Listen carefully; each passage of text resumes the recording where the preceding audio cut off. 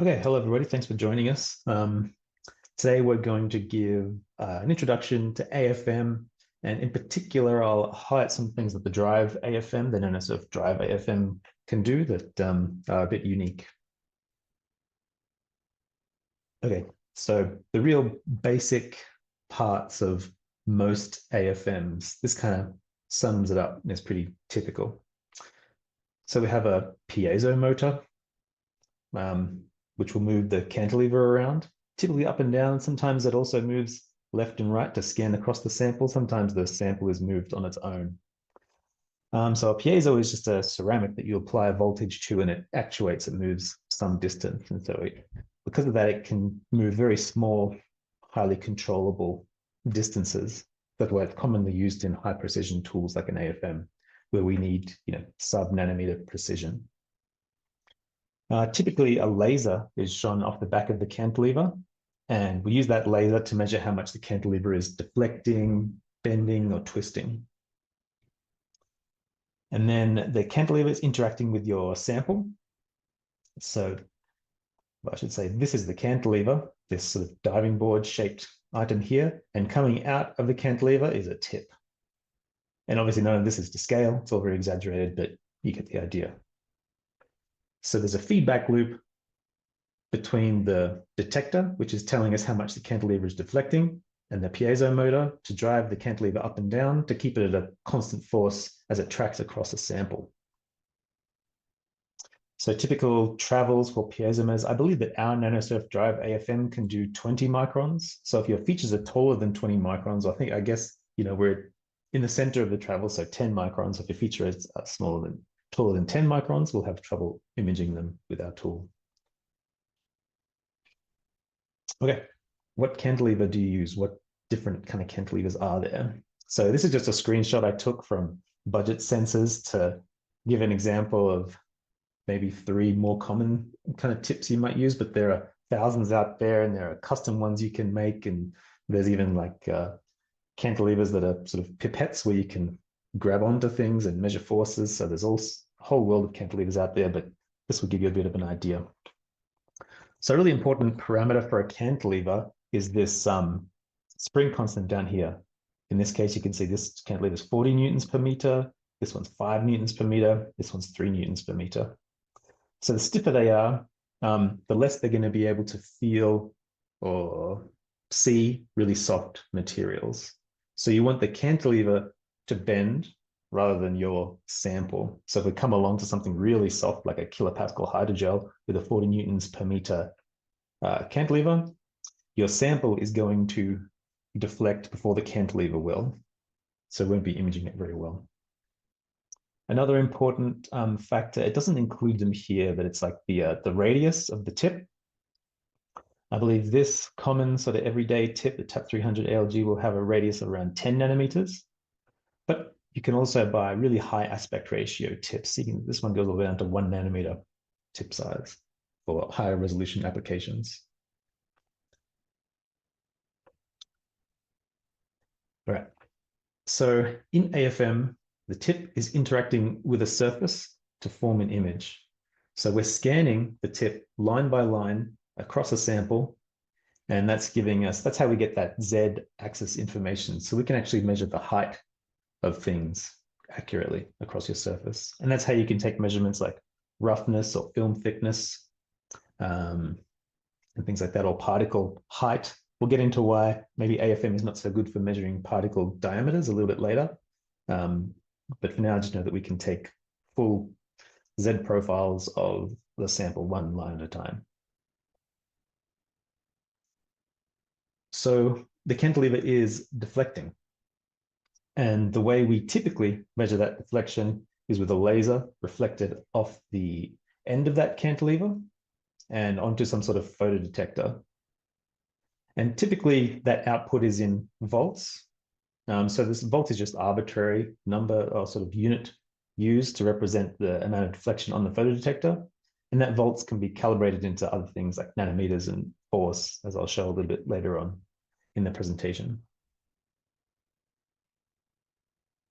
So as I said, a cantilever, its deflection is measured and that's represented in volts because that's just an arbitrary unit used for the photo detector.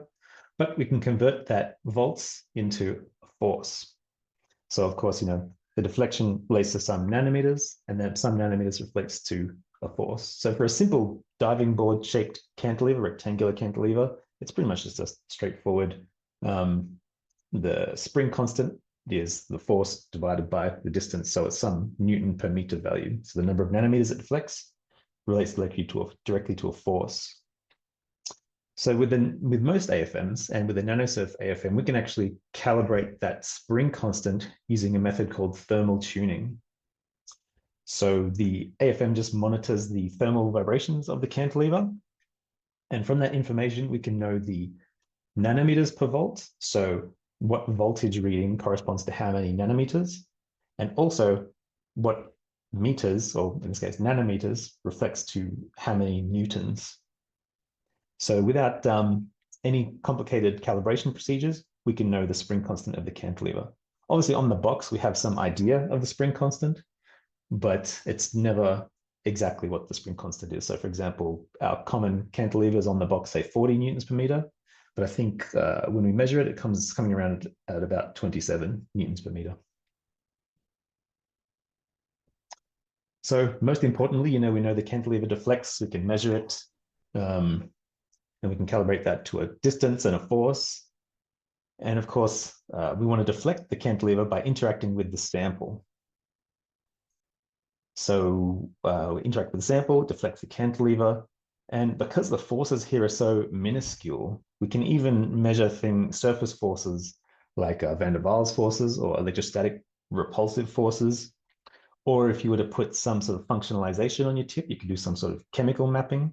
Like let's say you positively charge your tip and you know that your hydrogel is negatively charged in some spots, you could do some sort of adhesion mapping, something like that. So it's all that interacting with your surface. And you can imagine there's a number of ways to interact with your surface apart from just touching it. So there's a few different ways to image with the AFM. So you could come down with the cantilever, interact with the surface at a constant force and drag it across. But typically what you'll do for imaging is tap across the surface. So you're going to be oscillating the cantilever at its resonant frequency, or one of its resonant frequencies. And that'll create some sort of amplitude. So you keep some sort of constant amplitude, the height of that resonant frequency. And in air, let's say you have an amplitude of 10 nanometers. And when you interact with the sample, you want to dampen that 10 nanometer amplitude down to something like 8 nanometers. So you're using an 80% set point of the free air amplitude. So now 20% of that free air amplitude energy is interacting with your sample, and that should be enough force to overcome all those attractive forces which are wanting to stick the tip to your sample, or the repulsive forces which are preventing the tip from interacting with the sample. So, well, in most cases, sometimes you do image in non-contact mode where you're just imaging across those surface forces, but typically you'll actually be hitting your sample, and the hitting of the sample with the tip is what's causing the amplitude reduction. So you can see, like, for example, in this video, the sample's moving left to right, and as this step height meets the tip, you would see a reduction or increase in the free air amplitude of the piezo. So at least in our system, the piezo driving the cantilever would move down to keep that amplitude reduction constant. And that's how you scan across the sample and determine the height, because you know how much this piezo has moved. So now you know what the height of your sample is, in theory, if you're actually touching the sample with the tip, which sometimes isn't straightforward. So what I think most of the time, and what 99% of our users are doing, is taking topography images with the AFM.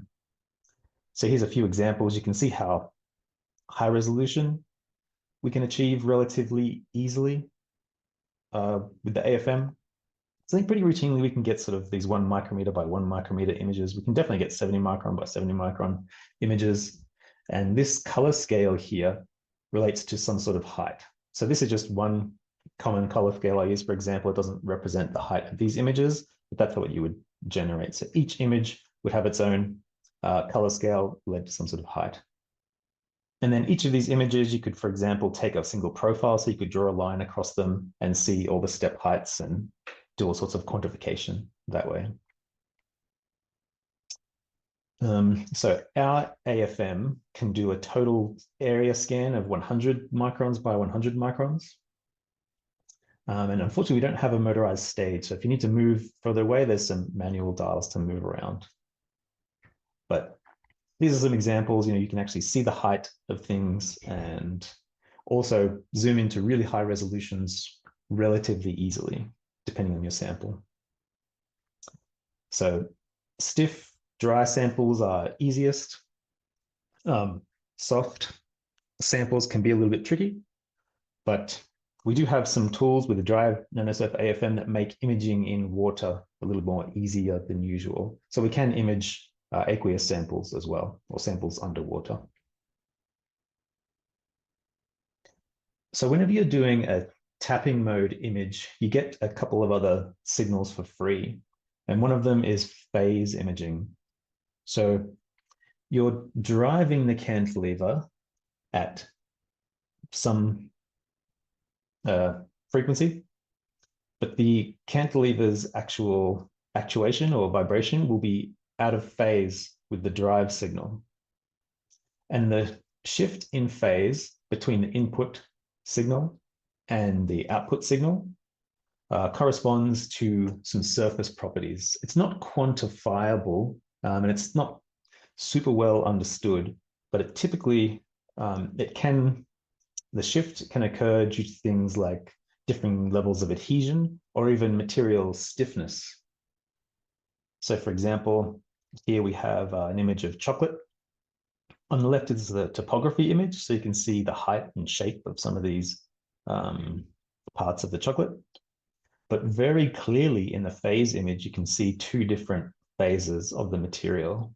So we have solid fats giving you one phase signal and melting fats giving you another signal. So it's not quantifiable to the point where a large phase shift or a small phase shift means hard or soft. Sometimes they can even flip if you change the set point or the free air amplitude of your cantilever. But what is useful is you can see a difference. And if you know something about your sample, that can help you map the parts of it.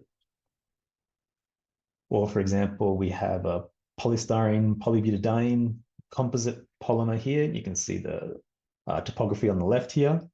And what really shows up clearly are the different components shown by a different phase image.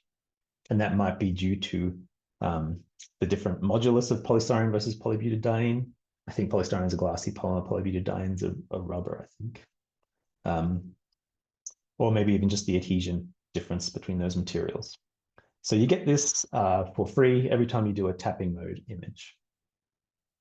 We actually had a really good example of this recently where someone was trying to image a single sheet of graphene on their silicon substrate, but their silicon was previously polished, so it had a I think they UV treated or something like that. So it had a bit of a roughness to it, like a few nanometer scale roughness. So the roughness, unfortunately, was on a larger scale than their single sheet of graphene, which is like sub-nanometer.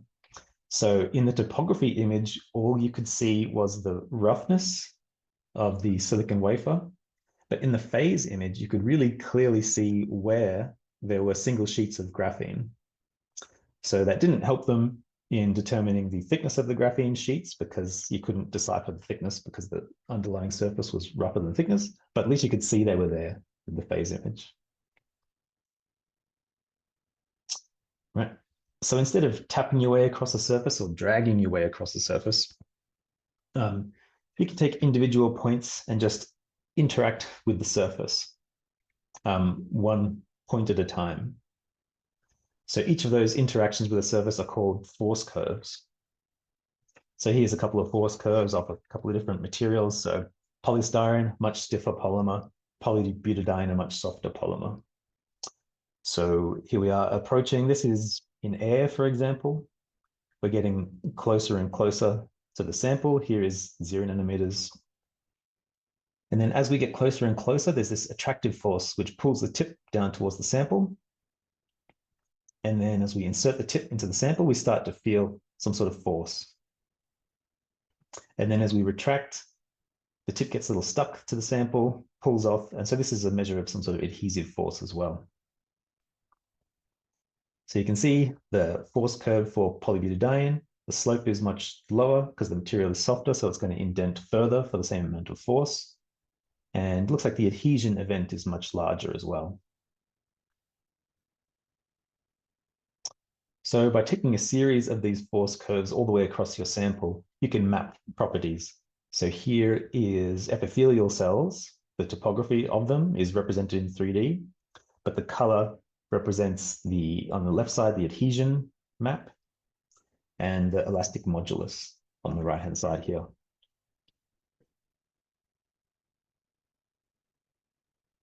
So a special feature of the Nanosurf Drive AFM is it has an extra component. So for tapping mode or other kind of modes where you're driving that cantilever at its resonant frequency or some other kind of frequency, you typically use the piezo motor to drive that cantilever and do the vibrating of it. But that can cause a bunch of crosstalk and some issues. So what Nanosurf have done is used a second laser, photothermal laser, to heat up the cantilever at the frequencies needed and drive the cantilever. So this results in much cleaner frequency peaks. So what this graph on the right here is representing is frequency, so the frequency of that vibration, and the amplitude. So you can see the number of eigenmodes of the cantilever have different resonant frequencies, and the peaks are much cleaner in red due to the photothermal excitation, as opposed to the cantilever being vibrated by the movement of that piezo. In water is where this is really usually a big challenge. So the black line here is a piezo-driven cantilever and its amplitude versus frequency in water. And this forest of peaks, so it's really hard to pick a resonant peak, resonant frequency that would work best for your cantilever, and then you're running into other resonant frequencies, so it can become really muddy and not work very well. Whereas with the photothermal drive laser, we have a nice peak that we can pick, and it makes everything a lot cleaner. So it's also useful for high-speed applications, so you can take advantage of some of these higher frequency resonant peaks, and the liquid imaging is just much better. Another unique feature of the Nanosurf Drive AFM is something called wave mode. So I think it's exclusive to the Nanosurf Drive AFM. We'll talk about how it works, but basically you can image surfaces at even lower forces than you can with tapping mode. And not only that, so tapping mode, the actual force you're applying to the surface is a bit of a mystery. You can set a set point and you can say you've got a free amplitude and you're damping the free amplitude by a certain amount, but the real actual force you're causing on your surface is kind of unknown. Whereas in wave mode, you can go down to piconewtons worth of force, which will help you pick up really tiny little features. So for example, here's a thin film of LDPE, low density polyethylene, on a silicon wafer. So the tapping mode image is kind of smoothed out some of these really fine ripples that you can see in wave mode, which would be imaging the surface at a much lower force. Another feature of wave mode is that you can do high-speed mechanical mapping. Because it is a series of force curves, part of the imaging mode, those force curves can be analyzed for mechanical mapping. So whereas, say, running these force curves all the way across a grid would be a bit slow and take quite a bit of time, in wave mode, you're running these force curves at a much higher rate. So you could do nanomechanical mapping. It's not super quantitative, but you can do it at a much higher rate. So how that works, I'm still kind of new to this, so I'm getting used to it, but it's damping a force curve. We're damping the wave of a force curve, is how they try to describe it. So you're interacting with the surface. So each point has something like four force curves, which the downside of this is every like 500 by 500 pixel image, it takes up a couple of gigabytes. But the information you get and the images you're able to see are, I think, worth the data. Also, we don't have any of these cantilevers on site yet, but if anyone's interested and they think they have an application that could really benefit from it, then we can buy in the cantilevers. They're a little bit more expensive than usual. Our typical cantilevers are about $20 each. The wave mode cantilevers are $60 each, but we can get some in and try it out if it makes sense for your application. So there's so many additional imaging modes that are available with AFM. Some of them are, experimental and someone's published them once, and some of them are pretty common, and there are easily accessible modes within the AFM. So a few that we've already done a bit of Kelvin force probe microscopy in the lab, which will measure we use a electrically conductive tip, and we can measure the work function difference between the tip and the sample, which then, if you have work function differences across your sample, now we have kind of a reference with the tip, and it's a bit difficult to calibrate because you don't really know the tip to surface interaction area, but qualitatively, you can show that there are different work functions across your sample, and one is higher and one is lower. But it hasn't turned out super quantitative yet. You could measure the piezo response of your material.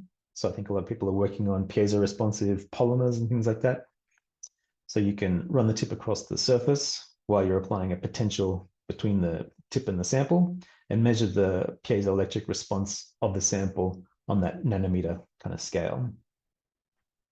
I know that one person has tried to use our tool for magnetic force microscopy. I'm not sure how successful they were, but we do have magnetic force microscopy as part of our tool, where you could image the magnetic structure of your sample and correlate it to features in the sample. And so many more. So, for example, I know people have even done things like stuck a living cell to a cantilever and interacted that with surface to see what sort of cell to surface interactions there are. I think that's important for things like fouling. You could measure adhesion differences with certain proteins. How is the adhesive values between proteins to surfaces? So there's so many imaging modes to list. I figured I wouldn't go through them too much, but just give you an idea of some of the different things that are available. So an important thing to think about in AFM are the artifacts involved. So on the left is an exaggerated cantilever shape, and on the right is a theoretical nano sphere, and the red line is the resultant image that you'll get. So an ideal tip scanning across your nanoparticle, so defining the diameter is a little bit difficult in AFM. You can measure a height really accurately, but exactly where the diameter ends on this particle is difficult to define. So if you know they're round, you can get a diameter because you know the height, but getting a diameter is a little bit tricky. And then, of course, let's say your tip is a little bit blunter than the particle, then what you're going to be measuring is this extra width. So think of like the reference point for the AFM is the center of the cantilever here. So it's going to feel this nanoparticle before it reaches it. So it's going to exaggerate the width of the particle. The height will still be accurate, assuming you have a single particle on a perfect substrate, but the width will be exaggerated. It's typically obvious when you're looking at the AFM images what your artifacts are, because things look too perfectly replicated and not in the way you intended them to. So you might have some sort of idea of what your sample looks like from some other SEM or TEM images. And even if you don't, sometimes if everything looks perfectly wrong, it's usually because your tip is not quite matched to your particle shape or not ideal. And then over time, maybe you'll wear out your tip and get some funky shapes on it. So in this case, this particular tip would scan up and over the edge of the particle, come down again. So every particle would look like kind of a repeat. And that's, again, sort of obvious to see when you're imaging. You'll be able to tell that everything is perfectly repeated twice all across the image. So that'll tell you that your tip is damaged, or maybe it's got something stuck to it that's an odd shape, or you did damage it. It is pretty hard to damage the tips. That you can usually the way they break is because you drop them on the floor, because they are so fiddly. But ideally, if you don't drop it on the floor, you should be able to image with them for quite a long time. Another artifact to consider is, how deep of a trench can you get into? Even if your tip is really sharp, it still won't follow these perfectly sharp lines of a trench, if that's what your trenches look like. So you need to take that in consideration when you're analyzing. This is what your trench will look like according to the AFM. So you could definitely measure the height of this trench. You could, if you knew that these walls were sharp, you could assume that as soon as the AFM image starts dipping, that's the width of the trench. But it's always something to keep in mind. And then, of course, a probe too large for your trench won't see anything at all. That's all I really wanted to cover today. Just a quick introduction to the AFM. Hopefully get people excited about what it's capable of, and give you an idea of its limitations as well as its capabilities. Any questions?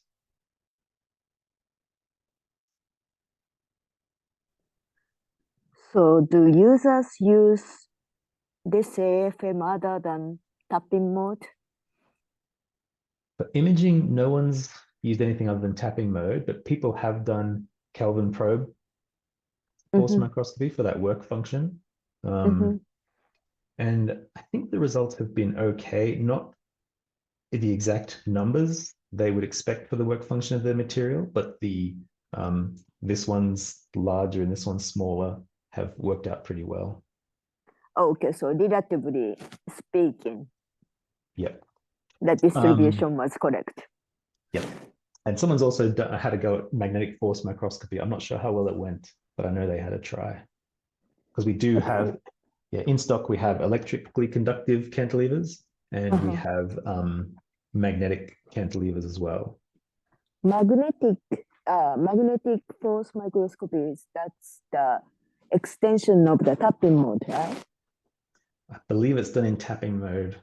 Yes. Yeah, tapping mode and the dual scan. So first you get the height information, then second scan that it will move, then only something like keeping the distance at the constant, but feeding the phase difference or something, if I recall this correctly. So it's a very complicated concept to begin with. Yeah. And the Kelvin probe force microscopy is similar, sort of. Similar. Yeah, it applies a voltage to get the work function to 0 volts to get the work function difference, and heads across the sample that way. And it also can work in a similar way to the magnetic force you described, Tomoko, where you scan across the sample, measure the height, and then follow that same height pattern, but instead apply the voltages to get the work function to 0. Oh yeah, then but doesn't it get a different name? Like non-contact or something like that. Yeah, not Kelvin probe, but the second differential or something. Yeah, I think so. Yeah, it's very hard to distinguish which mode is which and what exactly we are measuring there. Yep. Yeah, okay. So how about the force spectroscopy? Do people use it, or it's no one's done it yet? Quite useful. Okay. I think it's really useful. I haven't been pushing it that hard because I wasn't super sure how to do it, but I've recently gotten on top of it, and I think we should start making more utilization of it. And I've been pushing people more towards the indenter, but then the nano indenter on main campus doesn't work for softer materials. So I think now that we have this tool and it's up and it's working, okay. It's working and up and running. I'm hoping to do a lot more for spectroscopy. So if anybody has any applications in mind, let's get it happening. Okay, so nano indenter is more for stiff materials. Good that working with the stiff ones. Yeah, at least the one we have on main campus anyway. It's designed for like metals and sort of polymer, like glassy polymers. Okay. And you said the wave mode, you can get actually the mapping, stiffness mapping, or yes. No, it's it's each point you are getting the force curve, right? Yeah. Yes. So each of those force curves can be analyzed for an idea of stiffness, and it happens at a high frequency. So whereas if you did do single pixel force curves all across the sample, it's going to take quite a long time. I don't know exactly the amount of time, but it might take 10 or 20 times longer than a wave mode nanomechanical mapping. So actually wave mode is for nanomechanical mapping, not for the regular height information. Well, wave mode can also pick up more sensitive features because the force used to image is so much smaller. So Nanosurf definitely sells wave mode mostly as a tool for imaging very difficult soft samples. Oh, okay. So for soft materials, it's better to use wave mode rather than tapping mode. Yep. Does it work in the solution too, or? Yes. Okay. Yep. If there's no other questions, I guess I'll end it here. But as per usual, get in touch for training and check out our YouTube channel. We're trying to upload as many training videos as we can there, as well as these webinars will appear there. When I get around to them, I've been a little busy to upload the latest ones, but they'll be there eventually. All right. Thanks for joining. Okay. Thank you. Bye-bye. Bye.